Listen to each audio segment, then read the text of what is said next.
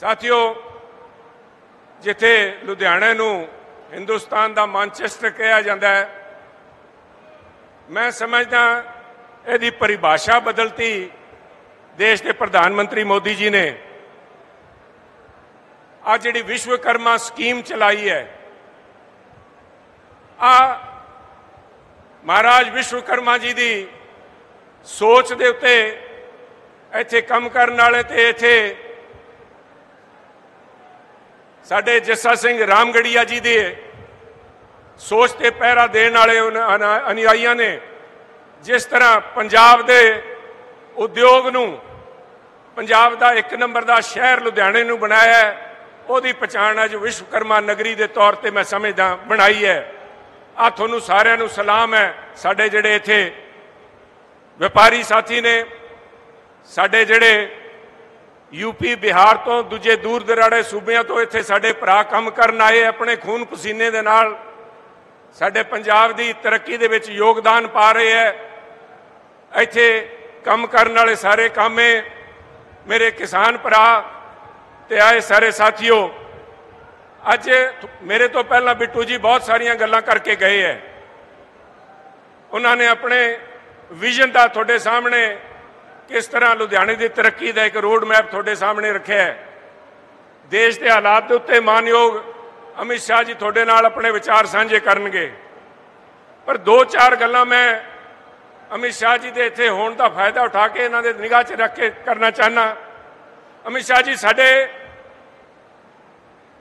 अगर तुसी माफ़ी दियो मैं हिंदी च मुखातब होऊंगा, अलीवाल साहब बुरा ना मनियो, सारे लोग इत्थे बैठे हैं, सारे हिंदी समझते हैं।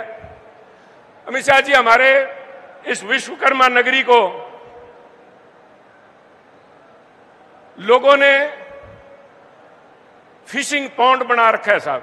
राजे महाराजों के जैसे हंटिंग ग्राउंड हुआ करते थे, ये हंटिंग ग्राउंड है साहब, क्योंकि यहां उद्योग है, यहां पे पैसा है और यहां पे सभी लोगों की निगाह है उन लोगों को निचोड़ने के लिए। हमारे पंजाब में एक कहावत बन गई है कि जो जितना बड़ा चोर उतना ही बड़ा लीडर। जो लीडर बसों में चढ़ के अपने गांव से चंडीगढ़ आते हैं एमएलए चुन के, वो आज 2.5 करोड़ की गाड़ियों में चढ़ के वापस अपने शहर जाते हैं। 2.5 करोड़ की गाड़ियां, 2.5 करोड़ की गाड़ी से काम नहीं चलता तो उनके धर्मपत्नी भी 2.5 करोड़ की एक और लेते हैं गाड़ी साहब। और ये बीमारी सिर्फ राजनेताओं में नहीं है साहब, ये बीमारी ये किस नेता के नाम में ये जुड़ गया, चोरी का धंधा। जो लोगों ने गले में हरा साफा डाल के अपने आप को किसान स्वयंभू नेता बने हुए हैं, हमारे उनको अखौती नेता बोलते हैं, अपने आप अखौती नेता बने हुए हैं, उनकी निगाह भी अब छोटे व्यापारियों को अपने जो कांगरू कोट लगा रहे थे वो अब लुधियाना शहर में आ गई हैं।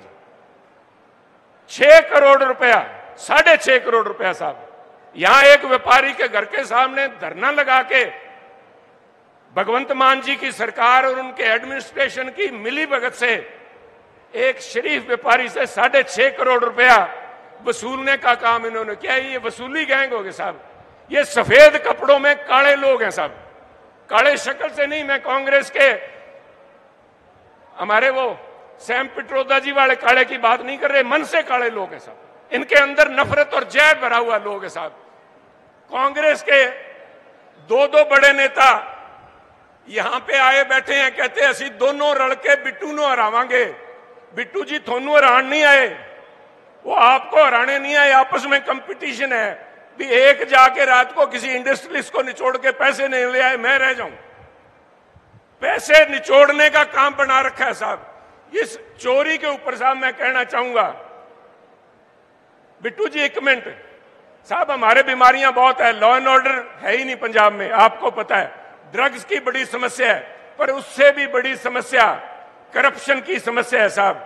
करप्शन को प्रमोट कर रही है आम आदमी पार्टी की सरकार। भगवंत मान जी को पता है एक एक आदमी को कौन सा चोर है। हर कांग्रेस लीडर को उन्होंने विधानसभा में धमकाया है कि मेरे को तुम्हारे सारे चिट्ठे हैं, मैं तुम्हारे पे केस दर्ज करूंगा, चुप होकर बैठ जाओ, और वो बैठ जाते हैं, परंतु पर्चा दर्ज नहीं होता साहब। अब हो क्या रहा है कि जब लोग देखते हैं कि जिन नेताओं के घर में 10-10 करोड़ रुपया बिस्तर के नीचे मिल गया, खातों में 35-35 करोड़ रुपया जो अनअकाउंटेड फॉर था मिल गया, उनके ऊपर कोई कार्रवाई हो नहीं रही, तो हमें 5 लाख 10 लाख लूटने वालों को कौन पूछेगा? साहब, हमारे एक पंजाबी में कहावत है, अगर कौओं को रोकना है आने से, कहते एक कां मार के टंग दो, एक कौआ मार के टांग दो साहब, अपने आप दूसरे कौओं को पता लग जाता है सर। और कौए टांगने के लिए पंजाब में ड्रग की समस्या भी इसी से समाप्त होगी साहब। एक फास्ट ट्रैक कोर्ट लगाओ साहब, अगर भगवंत मान जी केस नहीं करते तो सारे के सारे हम उन पे प्रेशर डालेंगे कि सीबीआई को दो, और टाइम बाउंड तरीके में 6 महीने के अंदर अंदर दूध का दूध, पानी का पानी कर दीजिए साहब। ये सारे जितने भ्रष्ट नेता हैं ये जेलों के पीछे होंगे और पंजाब बचेगा साहब। ये ड्रग की समस्या खत्म हो जाएगी। ये ड्रग की समस्या के पीछे पैसे कमाने का काम है साहब। और ये कांग्रेस पार्टी अग्रणी पार्टी है, इसके अंदर कांग्रेस पार्टी का लीडरशिप का सफाया होता मैं आपको दिखाऊंगा। ये जितने मन के काले हैं उसकी बात, मेरे यहाँ पे भाई बैठे हैं साहब, ये यूपी बिहार से सारे आए हुए, इन लोगों ने सबसे पहले हिंदू और सिख धर्म के बीच में झगड़ा कराने का प्रयास किया। हिंदू सिख की बात लेके ये कांग्रेस पार्टी लेके आई, इल्जाम लगाती है बीजेपी के ऊपर। हिंदू सिख का कहीं भी साहब कोई भी किसी किस्म का कभी झगड़ा नहीं है, परंतु यहां आके हिंदू सिख की बात उठाने वाली ये कांग्रेस पार्टी है। इससे इनका जी नहीं भरा तो इन्होंने हमारे प्रवासी भाइयों के ऊपर आवाज उठाने के लिए लग गए साहब। एक तरफ आपकी सरकार मोदी जी के नेतृत्व में सीए सिटीजनशिप अमेंडमेंट लाके जो हमारे भाई अफगानिस्तान रह गए, कोई बांग्लादेश रह गया, उनको हम सिटीजनशिप दे रहे हैं, और ये लोग हमारे भाइयों को कह रहे हैं कि आपके वोट बनाने का भी अधिकार नहीं है यहाँ पे साहब, और इनसे वोट मांग रहे हैं ये लोग। ये कांग्रेस पार्टी आपसे वोट मांग रही है, क्या आप इनको वोट देना चाहोगे? आप बताओ साहब। ये वोट के हकदार ही नहीं है साहब। आप मेरे को कहते हुए शर्म आती है कई बार, क्योंकि मैंने आज तक कभी धर्म के नाम पे ना मैंने कभी अपने आप को, मेरी पहचान एक हिंदुस्तानी के तौर पे साहब। मुझे गर्व है कि मैं पंजाबी हूं, मुझे गर्व है कि मैं हिंदू हूं, परंतु आज तक किसी ने सवाल नहीं उठाया। अगर किसी ने मुझ पे सवाल उठाया तो कांग्रेस पार्टी ने उठाया, और इसका जवाब किसने दिया साहब? खूबसूरती देखिए पंजाब की, कोई नहीं बोला साहब। किसी आदमी ने आवाज नहीं उठाई कि आप जाति कर रहे हो पंजाब के साथ, पंजाब में हिंदू सिख भाईचारे पे आंच। कौन बोला? ज्ञानी हरप्रीत सिंह अकाल तख्त साहब के जत्थेदार ने उस दिन आवाज उठाई जब कांग्रेस ने कहा कि हिंदू यहां पे अगर लीडर आ गया तो पंजाब में आग लग जाएगी। ज्ञानी हरप्रीत जी ने कहा कि पंजाब में हिंदू सिख का कोई मसला नहीं है, कोई मसला नहीं है। पंजाब का मुख्यमंत्री बनना चाहिए काबिल आदमी हो। एक मिनट साहब, मैं आपका जोश समझता हूं। उन्होंने कहा काबिल आदमी, ध्यानदार आदमी हो। आज ये लोग गद्दारी की बात करते हैं, वफादारी की बात करते हैं, ईमानदारी की गल नहीं करते। अलीवाल साहब ईमानदारी की गल नहीं करते, क्योंकि बेईमान है ये लोग। इन लोगों को मैं इतना छोटा दिल का नहीं हूं कि मैं हिंदुओं को कहूं कि आप वोट ना देना। नहीं साहब, मैं सिख भरावां नूं कहूंगा, थोड़ी सिखी नूं मंगा रहे ने। गुरु महाराज तो कह के गए हैं, मानस की जात सब है एको पहचान वो। और ये कांग्रेस यहां पे आके दो फाड़ कर रही है साहब। क्या सुनील पगड़ी बांध के ज्यादा सिख?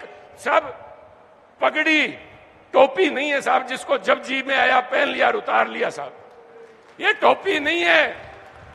और मैं इससे भी आगे जाके कहूंगा, ये जो नकली सिख है, नकली सिख जो है साहब, दस्तार बांधने से, पगड़ी बांधने से कोई सिख नहीं बनता। सरदारी कमानी पैंदी है। सरदारी एक असूल है, सच्चाई ते अन्याय के खिलाफ लड़ाई लड़न वाली। इस करके मनु मेरे पंजाबी भरावां ते, साडे सिख भरावां ते मान है भी यह जी पार्टी नूं ठोकमा जवाब देणगे जिहड़े आके इत्थे गंद पा रहे हैं, हिंदू सिख भाईचारे च ठोस ला रहे हैं। आ तुहाडे सारिआं दा बहुत बहुत धन्नवाद। जय हिंद साथियों।